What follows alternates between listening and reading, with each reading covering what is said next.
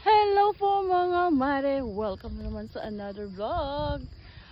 Nakita nyo po at pagod na pagod ako dahil sobrang layo nung nilakad namin dahil hindi na kayanan ni Primo na umakyat, kaya naglakad kami. Sobrang hirap pero pagdating mo dito sa taas, worth it, sabi ko. Para kang nasa Tagaytay at napakalamig ng simoy ng hangin.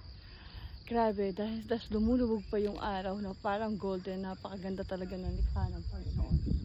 Salamat po sa Diyos at mayroong ganitong mga tanaw.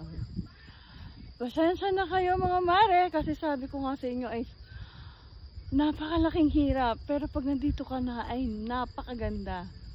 Promise, hindi ka magsisisi. Pero kung may mga motor ka, magandang sasakyan, hindi nyo mararanasan yung hirap ko. Ay, awa naman! At ito na nga po, sabi ko sa inyo, ito yung nasa likodan ko at mababasa ninyo is landing point. Ay! Bali, yung anak ko, si Jacob, sinusundo ni Primo kasi kailangan isa-isa lang. At sabi ko nga sa inyo, napakaganda mga mare! Sana may time din kayo pumunta.